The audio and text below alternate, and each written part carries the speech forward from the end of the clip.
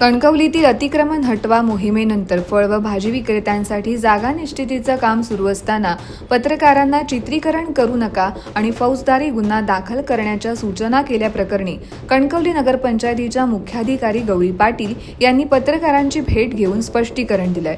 पत्रकारांच्या भावना दुखावल्या असतील तर दिलगिरी व्यक्त करत यापुढे वृत्तांकन करताना कोणताही अटकाव केला जाणार नसल्याचं त्यांनी स्पष्ट केलंय। तसेच कणकवलीतील अतिक्रमण हटवा मोहीम यशस्वी होण्यात पत्रकारांचं मोठं योगदान असल्याची कबुलीही त्यांनी दिली आहे। कणकवली तालुका पत्रकार संघाच्या शिष्टमंडळानं मुख्याधिकारी गौरी पाटील यांची भेट घेत या प्रकरणाबाबत चर्चा केली। यावेळी प्रदेश प्रतिनिधी गणेश जेठे, जिल्हा उपाध्यक्ष संतोष राऊळ, तालुकाध्यक्ष भगवान लोके, पत्रकार हल्ला कृती समितीचे अध्यक्ष लक्ष्मीकांत भावे, माजी अध्यक्ष चंद्रकांत देसाई, अजित सावंत, सुधीर राणे, वीरेंद्र चिंदरकर, सहसचिव दर्शन सावंत, खजिनदार रोशन तांबे तसेच राजेश सरकारे, उमेश बुचडे, दिगंबर भालावलकर, तुषार हजारे, मयूर ठाकूर, राजन चव्हाण, भास्कर रासम, संजय बाणे, राजेंद्र दळवी, साहिल बागवे आणि मिलिंद पारकर उपस्थित होते। यावेळी पत्रकारांनी वृत्तांकनास अटकाव करणं आणि फौजदारी गुन्ह्याचा इशारा दिल्याचा मुद्दा उपस्थित केला। त्यावर गौरी पाटील यांनी आपण फौजदारी गुन्हा दाखल करण्याबाबत बोललो नसून नगराध्यक्ष संदेश पारकर यांच्या सूचनेनुसार चित्रीकरण करू नका एवढी सूचना केली होती असे स्पष्ट केले। आणि त्या संदर्भात आमची पत्रकार संघटनेत आता चर्चा झाली, 2 तास बैठक झाली। त्या संदर्भात पत्रकारांच्या भावना दुखवलेल्या आहेत। तुम्ही जर अशा पद्धतीने शूटिंग करण्याचं माझ्यावर करत असाल तर चुकीचं आहे आणि फोटो सुद्धा। तर आम्ही लोकशाही आमची ड्युटी आहे, आम्ही सुद्धा पत्रकार म्हणून काम करत असताना किंवा विशेष दैनिक चॅनलमध्ये काम करत असताना आपल्या ड्युटी बजावतो। तुम्ही जसं शासनाची ड्युटी बजावत आहे, आम्हाला काय तुमचं बाकीचं हे करणं काय, जे काय घटना आहे त्या वस्तुस्थिती लोकांसमोर मांडणं आमचं काम आहे, ते करण्यासाठी आलेलो।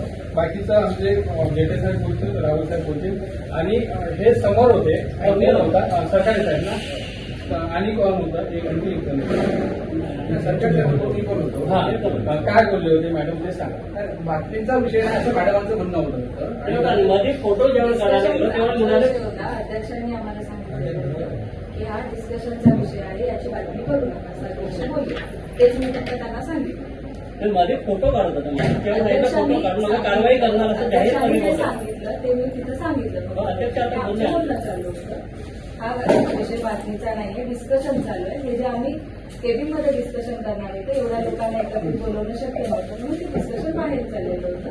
ते बातमी करू नका, बातमीचा विषय नाही असं अध्यक्ष बोलले, तेच मी फक्त मोठ्याने माझ्या काही नाही, कारण आता तुम्ही दरवेळी माझ्यासोबतच असता, तुम्ही सगळे माझ्यासोबतच असता, त्यामुळे मला बातमी होणं न होणं माझा काय तो विषय नाही। अध्यक्ष बोलले, कारण शेवटी मी एकटी असते तर मी म्हटलं असते की ठीक आहे मला काही विषय नाही, कारण मी बोलतेच आणि आपल्या लोकांचं चाललेलंच असतं बाहेर, तो बाहेरच होतो। फक्त अध्यक्ष तिथे आले, तिथं आमचं जे डिस्कशन चाललं ते आतमध्ये पण होऊ शकलं असतं, पण आता एवढी सगळी लोक बाजारपेठेतली होती की तिथे एकत्रित येणं केबिनमध्ये एखाद्या शक्य नव्हतं जे डिस्कशन तिथं होणं।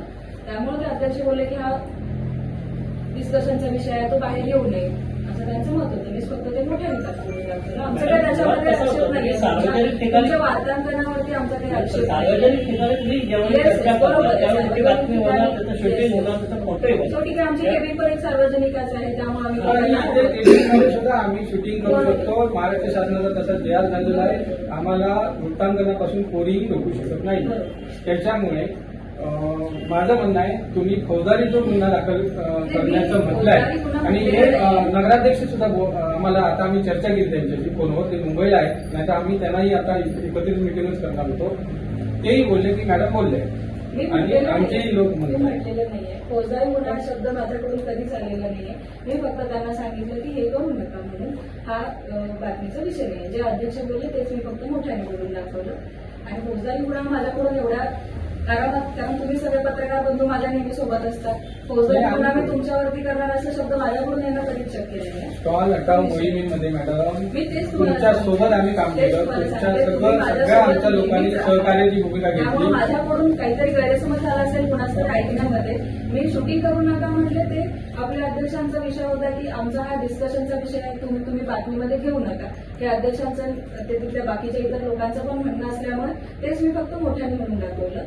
आणि जो काही फौजदारी गुन्ह्याचा विषय आहे तो माझ्याकडून आलेला ज्यावेळी आहे. तुम्ही मोठ्याने म्हणता ना त्यावेळी तो मॉब त्या माणसावर जाणार हा पण धोका असतो ना. तिथे शूटिंग करून नका थांबवा कारण तुमचा आवाज मोठा नाही, असतो. मग माझा मुद्दाच नव्हता. मला तर शूटिंग चाललेलं मलाही काही फरक पडत नव्हता कारण तुम्ही दरवेळी माझ्यासोबतच आहात. मला तो कधीच विषय नाहीये की तुम्ही शूटिंग करताय किंवा तुम्ही बातम्या करताय. नाही तर आतापर्यंत आपले वालावरकर सर म्हणा किंवा काय म्हणा ते नेहमी सोबत असतात.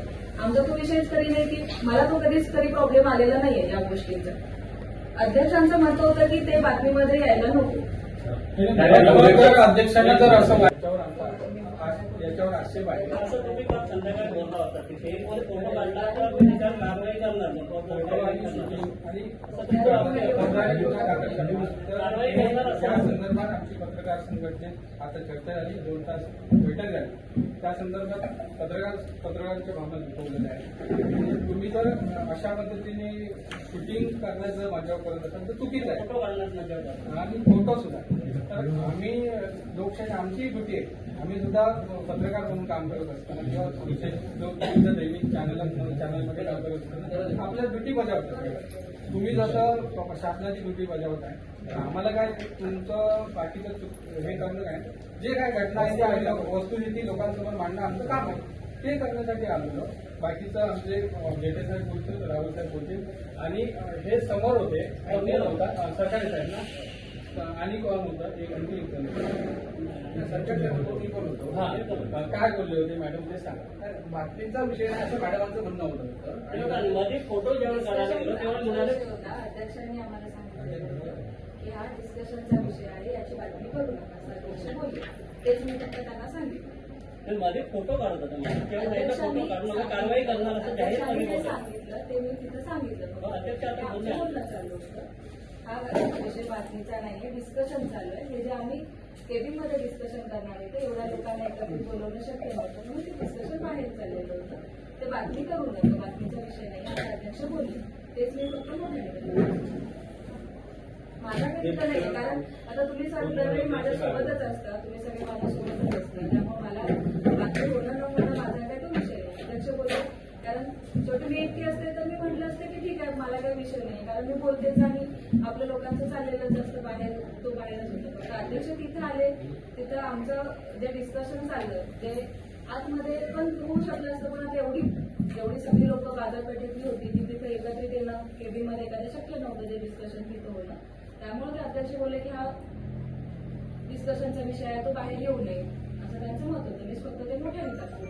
आमचं काही त्याच्यामध्ये आक्षेप नाही. तुमच्या वार्तांकनावरती आमचा काही आक्षेप नाही. सार्वजनिक ठिकाणी तुम्ही जेव्हा चर्चा करता त्यावेळी ती बातमी होणार त्याचं शूटिंग होणार त्याचा फोटो येईल. शेवटी काय आमची केबिन पण एक सार्वजनिकच आहे त्यामुळे आणि आम्ही इथे केबिनमध्ये सुद्धा आम्ही शूटिंग करू शकतो. महाराष्ट्र शासनाचा तसा जयास झालेला आहे. आम्हाला वृत्तांकनापासून कोणीही रोखू शकत नाही. त्याच्यामुळे माझं म्हणणं आहे तुम्ही फौजदारी जो गुन्हा दाखल करण्याचं म्हटलंय आणि हे नगराध्यक्ष सुद्धा आम्हाला आता आम्ही चर्चा केली त्यांच्याशी फोनवर. ते मुंबईला आहे नाहीतर आम्ही त्यांनाही आता एकत्रित मिटिंगच करणार होतो.